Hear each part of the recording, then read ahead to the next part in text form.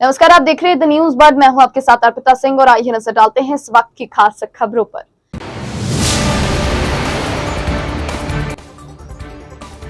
मोदी के चेहरे पर चुनाव लड़ेगी भाजपा, अरुण सिंह।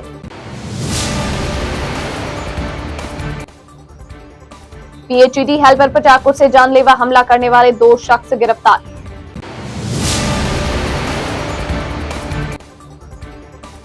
शहर में विश्व मानसिक स्वास्थ्य दिवस पर कई कार्यक्रमों का आयोजन। भाजपा के राष्ट्रीय महामंत्री और राजस्थान प्रदेश प्रभारी अरुण सिंह ने स्पष्ट कर दिया कि भाजपा प्रधानमंत्री नरेंद्र मोदी के नेतृत्व में कमल के निशान पर विधानसभा चुनाव लड़ेगी। इसमें भाजपा का सिर्फ एक ही चेहरा नरेंद्र मोदी होगा। उनके नेतृत्व में भाजपा विजय का परचम लहराएगी। इनके साथ उन्होंने मुख्यमंत्री अशोक गहलोत गृह जिले की सरदारपुरा सहित सभी सीटें जीतने का भी दावा किया। वे आज यहां जोधपुर प्रवास पर पत्रकारों से रूबरू हुए थे। उन्होंने कहा कि इस बार मुख्यमंत्री अशोक गहलोत की जादूगरी नहीं चलेगी। इस चुनाव के बाद अगले 25 सालों तक अब कांग्रेस को सरकार बनाने के लिए सिर्फ सपने आते रहेंगे। उन्होंने कहा कि आम जनता कांग्रेस के कुशासन से हताश हो गई है। उन्होंने कांग्रेस के प्रति आक्रोश है और भाजपा का राज लाने का उत्साह नजर आ रहा है। उन्होंने कहा कि कांग्रेस सरकार मुख्यमंत्री चिरंजीवी योजना को सफल बता रही है, लेकिन वो 25 लाख लाभार्थियों का नाम सार्वजनिक करे। आज प्रदेश के अस्पतालों में डॉक्टरों के साथ ही दवाइयों की भी कमी है, जिसके चलते आमजन परेशान है। उन्होंने आरोप लगाया कि प्रदेश में कोई सुरक्षित नहीं है। कांग्रेस के शासन के दौरान ना तो महिलाएं सुरक्षित है और ना ही किसान, आम जनता और यहां तक कि युवाओं के रोजगार के सपने भी कुचले जा रहे हैं। मुख्यमंत्री अशोक गहलोत के राज में महिलाओं पर अत्याचार का इतिहास रचा गया है। युवाओं के सपने कुचलने के लिए पेपर लीक प्रकरणों में भी राजस्थान अव्वल रहा है। उन्होंने कहा कि गत विधानसभा चुनाव में कांग्रेस नेता राहुल गांधी ने सत्ता में आने के 10 दिन बाद किसानों के ऋण माफ करवाने का झांसा देकर वोट हासिल किए, लेकिन 5 साल बाद भी किसानों के ऋण माफ नहीं हुए। भारतीय जनता पार्टी राजस्थान यूनिट पूरी तरीके से तैयार है और अभी हम जोधपुर की बैठक ले रहे हैं तीनों जिलों की, और तीनों जिलों में प्रबंधन समिति बन चुकी है, पूरी तैयारी है। जोधपुर की 10 की 10 सीटें भारतीय जनता पार्टी जीतने जा रही है। लोगों के मन में, राजस्थान की जनता के मन में, जहां एक और गहलोत सरकार के खिलाफ आक्रोश है, कांग्रेस की सरकार बदलना चाहते हैं, वहीं दूसरी ओर उनके मन में उत्साह भी है कि शीघ्र से शीघ्र भारतीय जनता पार्टी की सरकार बने, जो प्रदेश के विकास को आगे बढ़ाए, विकास युक्त सरकार बने, प्रदेश में कानून व्यवस्था का राज हो, युवाओं को पारदर्शी तरीके से नौकरी मिले, युवाओं को रोजगार का अवसर मिले, किसानों को पूरा हक मिले। इन सब विषयों को लेकर के लोगों के मन में केवल भारतीय जनता पार्टी से अपेक्षा भी है और भारतीय जनता पार्टी के प्रति उनका समर्थन भी है, विश्वास भी है।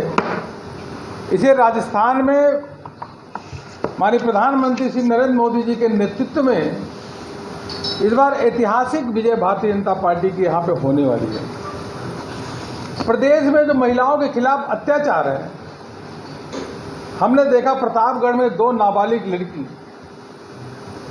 उन्होंने पुलिस से शिकायत की, शिकायत नहीं सुनी गई छेड़खानी की, वह 2 नाबालिग लड़कियों को आत्महत्या करना पड़ा। एक महिला के साथ अत्याचार हुआ, दुराचार हुआ, बलात्कार हुआ, महिला जाकर पुलिस वाले से गुहार लगाई, पुलिस वाले उसको भगा दिए। उसके बाद जो महिला जाकर के धरने पर बैठती है, फिर भी उसकी बात नहीं सुनी जाती, अंत में वो आत्महत्या करती है। यह राजस्थान की घटना है।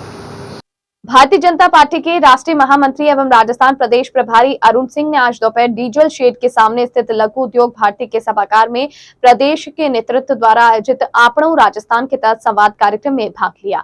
उन्होंने यहां भाजपा कार्यकर्ताओं से संवाद कर उन्हें चुनाव में जुट जाने का आह्वान किया। कार्यक्रम में केंद्रीय जल शक्ति मंत्री गजेंद्र सिंह शेखावत, भाजपा के राष्ट्रीय मंत्री विजय राहटकर, प्रदेश चुनाव प्रबंधन समिति के संयोजक नारायण पंचारिया भी सम्मिलित रहे। बैठक में जिला एवं विधानसभा चुनाव प्रबंधन समिति की कार्यशाला आयोजित की गई। इसके साथ ही उन्होंने आकांक्षा पेटी संवाद कार्यक्रम में भी भाग लिया। इससे पहले आज सुबह जोधपुर भाजपा प्रभारी अरुण सिंह का जोधपुर पहुंचने पर रेलवे स्टेशन पर स्वागत किया गया। भाजपा के शहर जिला अध्यक्ष देवेंद्र सालेचा के नेतृत्व में भाजपा पदाधिकारी व कार्यकर्ताओं ने अरुण सिंह का जोधपुर रेलवे स्टेशन पर माल्यार्पण कर स्वागत किया। शहर के व्यास पार्क स्थित जलदाय विभाग में कार्यरत हेल्परों पर चाकू से जानलेवा हमला करने वाले 2 आरोपियों को खांडा फलसा पुलिस ने गिरफ्तार कर लिया। अभियुक्तों से पूछताछ के साथ चाकू बरामदगी के प्रयास जारी है। खांडा फलसा पुलिस ने बताया कि गत दिनों राम ऋषि गढ़ी सिवांची गेट निवासी प्रकाश जोशी पुत्र मानमल जोशी की तरफ से रिपोर्ट दी गई थी। वह व्यास पार्क स्थित जलदाय विभाग के कनिष्ठ कार्यालय में लगा हुआ है। वह शाम के समय सप्लाई के लिए साइट पर जा रहा था। उसके साथ में हेल्पर गगन मित्तल भी उसके साथ था। ये दोनों जब विभाग से लेकर निकले तब लोकेश नाम के शख्स ने उन पर चाकू से हमला कर दिया। हमले में प्रकाश जोशी जख्मी होने लगा तो गगन ने बीच बचाव किया। आरोपी लोकेश ने उस पर भी चाकू से हमला कर दिया। लोकेश के साथ 2 अन्य जिसमें राहुल नाम का शख्स भी था और तीनों बुलेट लेकर आए थे। हमला करने के बाद आरोपी भाग गए। पुलिस ने बताया कि मामला राजकार्य में बाधा का दर्ज किए जाने के बाद अब आरोपी राजबाग हरिजन बस्ती सूरसागर निवासी लोकेश पुत्र मुकेश वाल्मीकि और राजीव गांधी कॉलोनी देवनगर निवासी राहुल पुत्र सज्जन वाल्मीकि को गिरफ्तार किया गया। अभियुक्तों से पूछताछ जारी है। इनके तीसरे साथी का भी पता लगाया जा रहा है।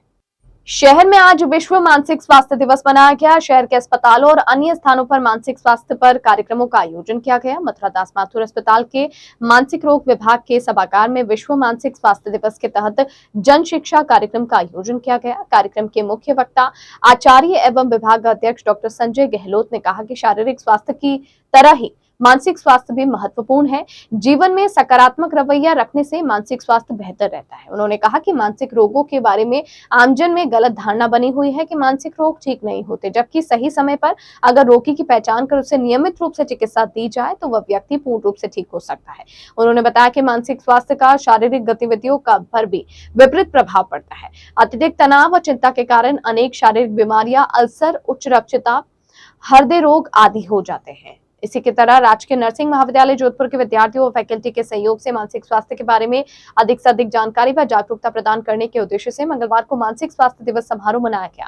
राजकीय नर्सिंग महाविद्यालय के प्रधानाचार्य मुकेश सेतरवाल ने बताया कि हर वर्ग के व्यक्ति के लिए मानसिक स्वास्थ्य की सही देखभाल व्यक्ति के स्वास्थ्य व सुखी जीवन में मदद करती है। इस बार का जो हमारा पर्पस था विश्व मानसिक स्वास्थ्य दिवस का, कि यूनिवर्सल राइट है सबका, हम सबको मानसिक स्वास्थ्य का अधिकार है और उसके बारे में हमें जो उसकी ट्रीटमेंट्स उपलब्ध हैं, उसके बारे में जो जानकारी है, कहाँ पे जाना चाहिए, किस कंडीशन में जाना चाहिए, कि इन सब चीज़ों के बारे में हमने जानकारी देके सब बच्चों को अवगत करवाया, ताकि जब भी ज़रूरत पड़े वो बच्चों को मानसिक रोग से प्रताड़ित जो पुरुष या महिला हैं उनको यहाँ भेज सकें और उनका इलाज हो सके।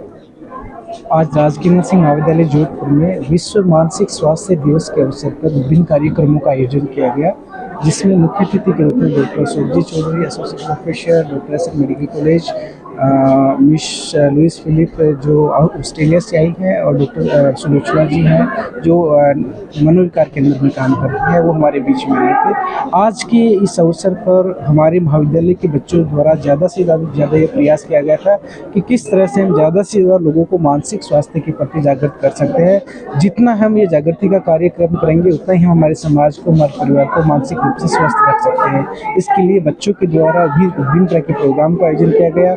पोस्टर्स के माध्यम से, मॉडल्स के माध्यम से और स्किट के माध्यम से बच्चों द्वारा विभिन्न जागृति के मैसेज दिए गए और ज़्यादा से ज़्यादा कोशिश की गई कि किस तरह से हम हमारे समाज को मानसिक रूप से स्वस्थ रख सकते हैं। इंपीरियल क्लब एवं स्पोर्ट्स एकेडमी व भारत विकास परिषद जोधपुर मुख्य शाखा द्वारा अंतर्राष्ट्रीय खिलाड़ी कैलाश बिश्नोई व उनके प्रशिक्षक नितेश सिसोदिया के साथ Asian under 16 basketball championship Sri Lanka में स्वर्ण पदक प्राप्त करने व Asian basketball championship under 16 Qatar Saudi में भारत का प्रतिनिधित्व कर भारत लौटने पर बीआर बिरला स्कूल प्रांगण में स्वागत व सम्मान किया गया। इस कार्यक्रम में खिलाड़ी कैलाश बिश्नोई व उनके प्रशिक्षक नितेश सिसोदिया को प्रशस्ति पत्र, माल्यार्पण कर शॉल उठाकर सम्मानित किया गया।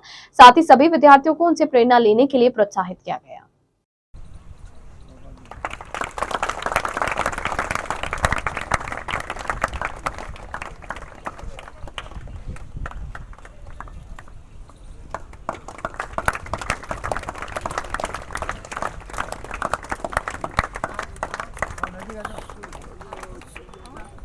और बुलेटिन में यहाँ रुकेंगे एक ब्रेक के लिए। ब्रेक के बाद जारी रहेगा खबरों का सिलसिला। आप बने रहिए द न्यूज वर्ड के साथ।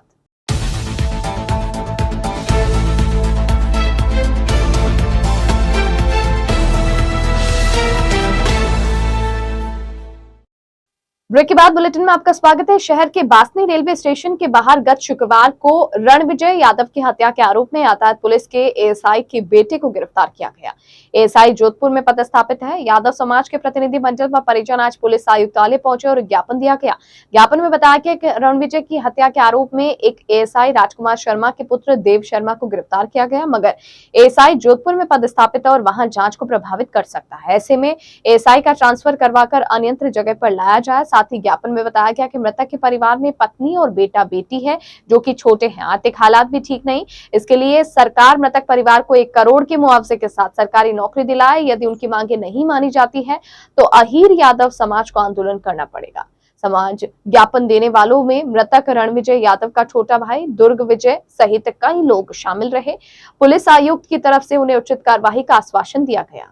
सर, सरकार से मांग ये है हमारी कि जो लड़के के पिता है वो एएसआई हैं, वो जांच को प्रभावित ना करें और उससे गवाहों पर असर ना पड़े, तो उनका अन्यत्र कहीं ट्रांसफ़र किया जाए ताकि जो भी जांच हो रही है वो पुलिस की जांच में कोई प्रभाव ना डाले। ये हमारी उनसे मांग है। क्या आश्वासन दिया कमिश्नर साहब ने? कमिश्नर साहब ने कहा है कि चाहे वो कोई भी हो, अगर पुलिस प्रशासन से भी होगा तो हम वो बचेगा नहीं। जो मुल्जिम है उसको जो भी होगी उचित कार्रवाई वो की जाएगी। घटना क्या हुई थी सर, आप बताओ? घटना ये हुई थी कि जो मुझे फ़ोन आया था उस समय कि 10-12 लड़के आए, उन्होंने कोई बात नहीं करी। वो स्टेशन पे मेरे बड़े भाई साहब खड़े थे, वहाँ पर वो सीधे पहुँचे और मारपीट करने लग गए। वो लड़के थोड़ा आपराधिक प्रवृत्ति के भी हैं, वो स्मैक वगैरह का नशा भी लेते हैं, सुनने में ऐसा आया है। कुछ टाइम पहले उन्होंने सेंटेंस स्कूल पे जाके झगड़ा भी किया है। वहाँ पे भी स्कूल के नाम से उनके खिलाफ एफआईआर दर्ज की गई है भगत की कोटी थाने में। और वो लड़के समाज के लिए गंदगी हैं। ऐसे लड़के अगर बाहर ना रहें तो ठीक है, क्योंकि आगे भी ये कुछ किसी ना किसी के खिलाफ ऐसी गलत जो है कर सकते हैं। अपना नाम बताएं। मेरा नाम दुर्ग विजय यादव है। मैं रणविजय जी जिनका कि 7 तारीख को देहांत हुआ है, उनका मैं भाई हूँ छोटा। बताएं सर, क्या घटना हुई और क्या मामला है? सर, ये घटना 6 अक्टूबर को एक मर्डर हो गया। 10-12 लोगों ने मिलके एक निहत्थे व्यक्ति को मतलब मर्डर कर दिया और 7 तारीख को उसका देहांत हो गया एम्स में। हम सर्व समाज, यादव समाज सहित सर्व समाज के लोग आज कमिश्नर ऑफिस में आए हैं। इसके बाद में कलेक्टर कार्यालय में भी जाएंगे। हमारी जो मुख्य मांग है यह है कि जांच निष्पक्ष हो, किसी प्रकार का दबाव ना रहे और उसके साथ ही क्योंकि परिवार में कमाने वाला वो एकमात्र व्यक्ति था, इसलिए सरकार से भी हमारी दरख्वास्त है कि लगभग 1 करोड़ रुपए उसके परिवार को दिया जाए ताकि उसके जो बच्चे हैं, अभी 15-16 साल के लड़का और लड़की है, और उनका जो शिक्षा दीक्षा है वो हो सके, उसके लिए मुआवजे की मांग है। और निष्पक्ष जांच के साथ हम ये भी चाहते हैं कि उसके पुत्र या उसकी पत्नी को सरकारी नौकरी दी जाए ताकि उनका आगे का जीवन यापन बेहतर हो सके। और उसके साथ ही जो 10-12 लोग हैं उनमें से लगभग 6-7 लोगों को गिरफ्तार कर लिया गया है। उसके लिए पुलिस का हम धन्यवाद ज्ञापित करते हैं, लेकिन साथ ही पुलिस से ये भी निवेदन करते हैं कि जो 5-6 लोग बचे हुए हैं उनको भी गिरफ्तार किया जाए और त्वरित जांच हो, निष्पक्ष जांच हो ताकि उनको आजीवन, कम से कम आजीवन कारावास हो। यदि फांसी हो सके तो वो और भी एक समाज में संदेश जाएगा ताकि इस प्रकार किसी निहत्थे को समाज में इस तरह से मारा नहीं जाए। और समाज जिस तरह से मतलब 12 लोगों ने मिलकर एक व्यक्ति को मारा है, जोधपुर जैसे शहर, शांत शहर में इस प्रकार की घटनाएं आने वाले समय में एक बुरा संकेत है और पुलिस को चाहिए कि इसको रोका जाए। धन्यवाद। मेरा नाम जगदीश यादव, यादव समाज का सह सचिव। और जो कारोबार पे अंकुश लगे, जो दिमाग की तरह हमारे जोधपुर को खोखला करता जा रहा है और इस तरह की पुनरावृत्ति भविष्य में नहीं हो, ऐसा निवेदन हम सरकार से और कमिश्नर से करने जा रहे हैं। इसके साथ ही जो मुख्य आरोपी है देव शर्मा, उसका पिता यहाँ पर ट्रैफिक में एएसआई है तो हमने ये भी मांग की है कि उसका तबादला जोधपुर से बाहर कहीं हो ताकि जांच को वो प्रभावित न कर सके। विधानसभा चुनाव की घोषणा के साथ ही सोमवार को आदर्श आचार संहिता लग गई थी, मगर उसी की ठीक से पालना नहीं हो रही है। विराटनगर नगर पालिका क्षेत्र में अब भी कई स्थानों पर पार्टियों के झंडे बैनर लगे हुए हैं, जिनको अभी तक हटाया नहीं गया है। ऐसे में आचार संहिता की धज्जियां उड़ती नजर आ रही है। विराटनगर कस्बे के विभिन्न स्थानों पर चुनाव की घोषणा होने के बाद भी प्रत्याशियों के प्रचार के पोस्टर व पैम्पलेट अभी तक दीवारों पर लगे हुए हैं। विभिन्न स्थानों पर सरकारी योजनाओं का बखान करने वाले पोस्टर और पैम्पलेट की भरमार है। यह पोस्टर बैनर बरबस ही लोगों को ध्यान खींचे हुए हैं। फिलहाल विराटनगर पालिका में आचार संहिता की पालना सही से नहीं हो रही है। कोटपुतली रेंज आईजी जयपुर उमेश चंद्र दत्ता आज कानून व्यवस्था को जांचने के लिए दौरे पर रहे। उन्हें पुलिस अधीक्षक कार्यालय पर जवानों द्वारा गार्ड ऑफ ऑनर दिया गया।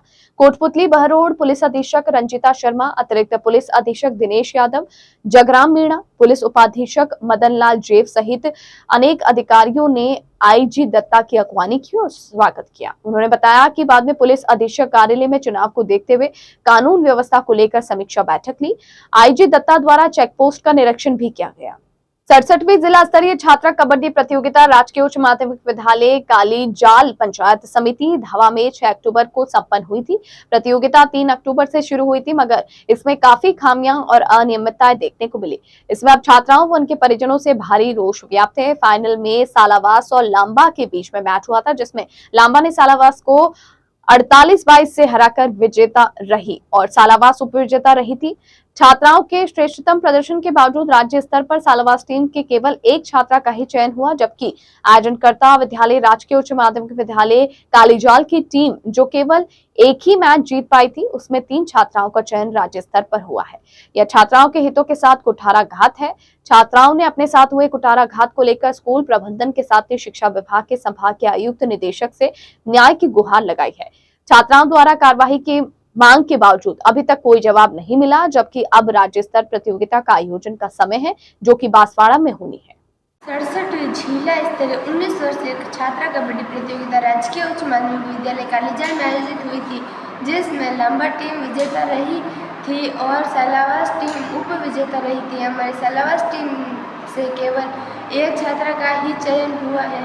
राज्य स्तर पर कालीजाल दूसरे मैच में हमारी टीम से हार गई थी। उस टीम से 3 खिलाड़ियों का चयन हुआ है। ये हमारे साथ नाइंसाफी हुई है। इसका जिम्मेदार कौन है जो खिलाड़ियों के साथ ऐसा व्यवहार कर रहा है। 67वीं जिला स्तरीय 19 वर्षीय छात्रा कबड्डी प्रतियोगिता राजकीय उच्च माध्यमिक विद्यालय कालीजाल में आयोजित हुई थी, जिसमें लांबा टीम विजेता रही थी और सालावास की टीम उप विजेता रही थी। हमारी सालावास टीम से केवल एक छात्रा का ही चयन हुआ है। राज्य स्तर पर कालीजाल दूसरा मैच हमारी टीम से हार गई थी। उस टीम से 3 खिलाड़ियों का चयन हुआ है। यह हमारे साथ नाइंसाफी हुई है। इसका जिम्मेदार कौन है? खिलाड़ियों के साथ ऐसा व्यवहार कर रहा है। हमारे सुनने में आया है कि जो 3 छात्रा चयन हुई है, पैसे देकर चयन हुई है। प्रतियोगिता में अच्छा प्रदर्शन करने वाले खिलाड़ी बाहर बैठे हैं। अंत में एक बार फिर नजर बुलेटिन की खास खबरों पर।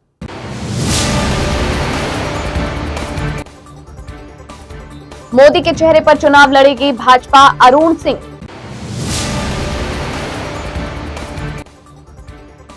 पीएचईडी हेल्पर पर चाकू से जानलेवा हमला करने वाले 2 शख्स गिरफ्तार।